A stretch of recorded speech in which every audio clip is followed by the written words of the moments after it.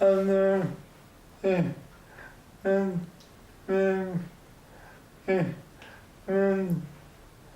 this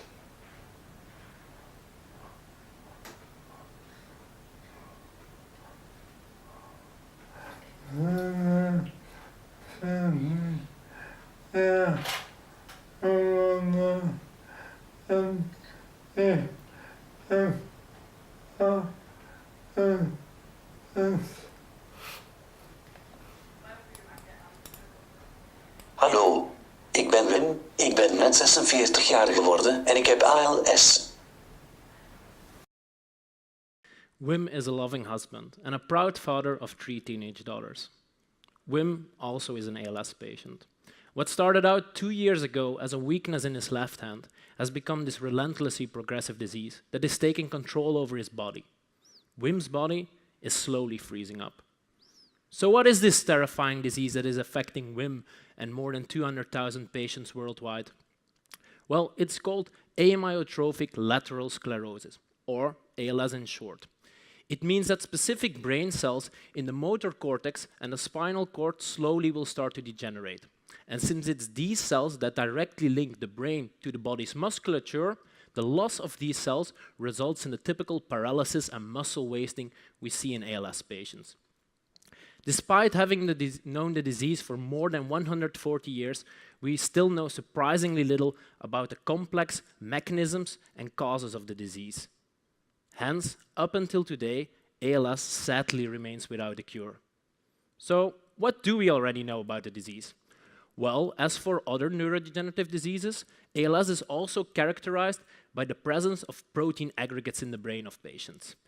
And so you can see that here, in all these different neurodegenerative diseases, a different protein starts abnormally sticking together in these aggregates. And in ALS, that rogue protein is called TDP43. TDP43 is an RNA-binding protein. So what are its functions? Well, the central dogma of biology dictates that in every living organism, information flows from DNA through RNA to protein. So if DNA would be a cell's instruction manual, then RNA is the message transcribed from it. And this message is subsequently converted into proteins at protein factories. And proteins are the eventual building blocks of our cells. Now, RNA-binding proteins such as TDP are involved in both the generation of this RNA message and its delivery to these protein factories. All non-bacterial cells, so this includes us humans, are divided in 2 compartments. The nucleus, where DNA is copied into RNA, and the cytoplasm, where that RNA is converted into protein. And to keep this information flow in the cell running smoothly, it is pivotal for a cell to have a high concentration of TDP in the nucleus and a low concentration in the cytoplasm. Now, interestingly, exactly this distribution is altered in ALS patients. Normally, TDP is predominantly in the nucleus, but in ALS patients, TDP starts mislocalizing to the cytoplasm. And moreover, once in the cytoplasm, it starts sticking together in these pathological aggregates. And it's believed that both this mislocalization and aggregation are key in the death of motor neurons in ALS. So if we could better understand these 2 pathological events and moreover the processes underlying them, this will give us invaluable insights into the disease and will allow us to design therapeutic approaches interfering with exactly these processes. So how do we study this? Well, 90% of ALS cases are so-called sporadic cases, meaning they have no family history of the disease. Yet in 10% of cases, there is inheritance from the parents to the next generation. So by studying these inheritance patterns over the generations and decoding the genome of these patients, geneticists have been able to pinpoint the exact DNA mutations causing the disease. In 50% of familial cases, all these mutations reside in one gene, the C9orf72 gene, making it the most common and most important genetic cause of the disease. Now, since we know these disease mutations, we can go back to the lab and try to study them in cell and animal models. And that's what we and our collaborators have done. We have introduced the human C9orf mutation into yeast and fruit flies. And as we had hoped for, this made them sick. Now, you might wonder why yeast and flies. Well, they are actually some of the best studied organisms on this planet. And researchers over the years have developed a vast genetic toolkit which allows us to play around with each and every individual yeast or fly gene. And that's exactly what we've done. So in the first step, we took our sick yeast with a human mutation, and we crossed it with 10,000 other yeast strains where we could specifically up or down regulate one gene. And then we looked for yeast which would grow better or worse with the disease. So yeast where we cured the disease or where we made the disease worse. And the genes that were altered in these yeast we call modifier genes because they modify the toxicity of the human mutation. And these modifiers likely shed some light on which cellular functions there are perturbed in the cells due to the mutation. Of course, we wanted to confirm this in an animal model with a nervous system, and so we resorted to the fruit fly. And intriguingly, in the fruit fly, you can actually observe neurodegeneration of the brain by looking at the fly eye externally. And the neurodegeneration under the eye is characterized by these dark spots appearing on the eye. And again, you can appreciate we found genes that made the eye look worse, so more neurodegeneration, or look better, so less neurodegeneration. And what was reassuring is that the most prominent genes we identified in both the yeast and the fly work converged on one pathway, namely nucleocytoplasmic transport. So we have seen that the cell is divided in a nucleus and a cytoplasm, but to keep this information flow going, of course, there needs to be exchange of protein and RNA between these compartments. And it's exactly nucleocytoplasmic transport that is taking care of this process. So here you can see an orange TDP shuttling between the nucleus and the cytoplasm.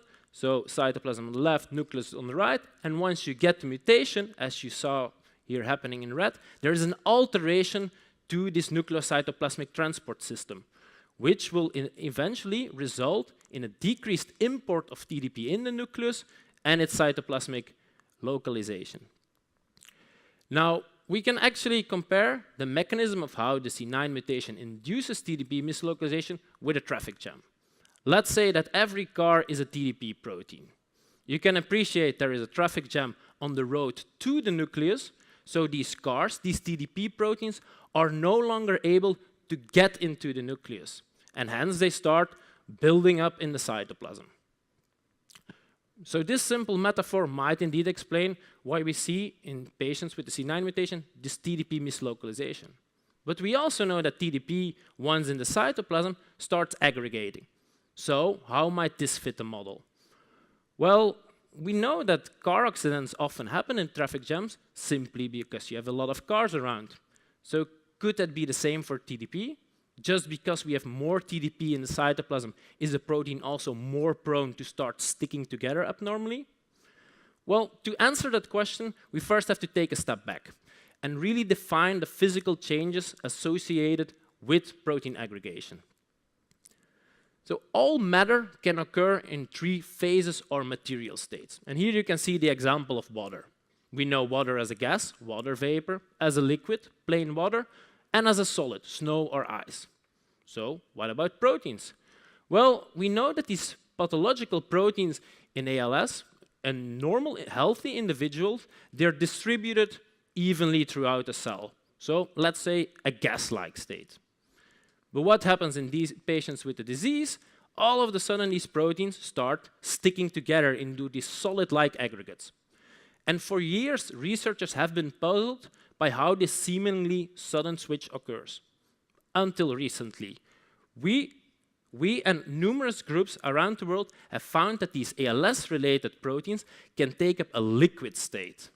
And this liquid state seems essential from getting the protein from the soluble gas-like state to the insoluble solid-like state, which causes the disease.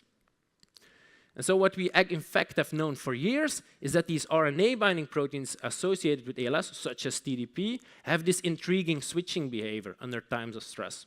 So at the bottom, you can see human cells which are happy. So they're in normal conditions, and these RNA-binding proteins are diffusely present throughout the cell. However, if we now stress these cells, you can see these protein blobs appearing. And for years, we thought they mimicked the protein aggregates in patients. However, there was one main difference. These are reversible. So if we remove the stressor from the cells, these blobs just disappear. So these are not like solid aggregates. There is something going on. Now, if we make a movie of these cells and track these protein blobs over time, you can appreciate they are far more dynamic than we initially anticipated.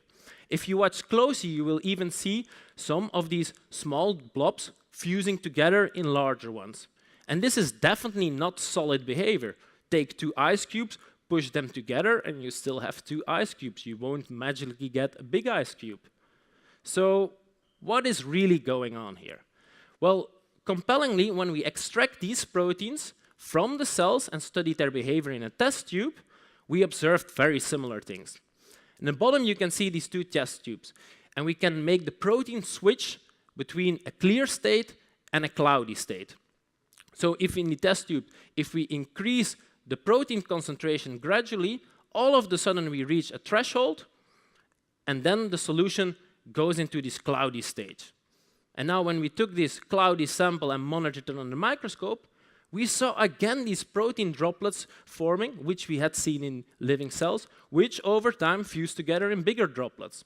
And since we now could recapitulate this process in a test tube, this allowed us to do biophysics and other experiments that confirmed to us that these droplets are truly behaving as liquids. So this might sound as a very complex and exotic process, but it's actually one we encounter in our daily lives. Mix oil and water together, shake them up, and you will see small oil droplets which will fuse together to bigger ones over time. One could argue that my research at the moment situates itself at the intersection of ALS and the physics behind your vinaigrette or salad dressing. Now, what was good about this very simple test tube model is that we could ask ourselves one more question. What is the effect of the C9orf disease mutation on this process? Well, we have done this, and you can see that in the normal control situation, these protein droplets will fuse together to bigger ones over time, showing they indeed behave as liquids. If we add a control protein, not much is happening. However, when we add a toxic protein that is only found in patients carrying the C9orf mutation, this picture is completely changed. All of a sudden, these protein droplets have lost their liquid-like behavior. So the disease mutation makes these liquid dynamic protein droplets freeze up into solid aggregates, which we also see in patients. And we indeed think that exactly this process, the freezing from the liquid to the solid state, is what really underlies protein aggregation in ALS patients. So in conclusion, we and numerous labs and collaborators from across the world have shown that the C9orf mutation can induce TDP pathology, which is considered the driver of neurodegeneration in ALS. And why is this so important? Well, for the first time ever, we have been able to pinpoint the exact molecular changes underlying this pathology. So in the first step, the C9orf mutation induces nuclear traffic jams, which will make TDP accumulate in the cytoplasm. And there, the C9orf mutation delivers a second hit by making the liquid form of TDP freeze up into this solid toxic state. Now, although these processes have only recently been described in the last 2 years, already labs around the world are testing drug-like compounds which could interfere with this process. And we hope that these scientific breakthroughs indeed might have therapeutic potential for patients. However, what these recent developments already have shown us is that we still know surprisingly little about the complex biology underlying human disease, and that we must keep on stressing the pivotal importance of fundamental basic research to the advancement of human medicine. Only by truly understanding the origins of ALS, we will be able to come up with new therapeutic approaches which will allow us to tackle the disease. A disease that still, up until today, holds thousands of patients in its icy, freezing grip. Now, 2 years ago, just as a horrible protein TDP, Wim's body started freezing up. 2 years ago, we also teamed up with ALS patients to raise awareness and funds for ALS with the Ice Bucket Challenge. This year, we once more accepted their challenge. in the city, be back immediately to confiscate the money. Right scrum. Wow. My will. Sent flowers, but you said you didn't receive. But you said you didn't need them. That girl is a real crowd, please.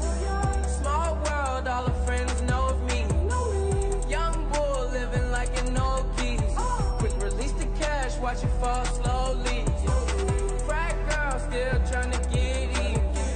Haters mad for whatever reason. Smoke in the air, binge drinking. They lose it when the DJ drops the knee. Getting so gone, I'm not blinking. What in the world was I thinking? New day, new money to be made. There is nothing to explain. I'm a black beetle, cream seats in the Regal, rocking John Lennon lenses, like to see him spread. As long as there is research on ALS, there is hope for ALS patients. Help us keep the research moving. Thank you.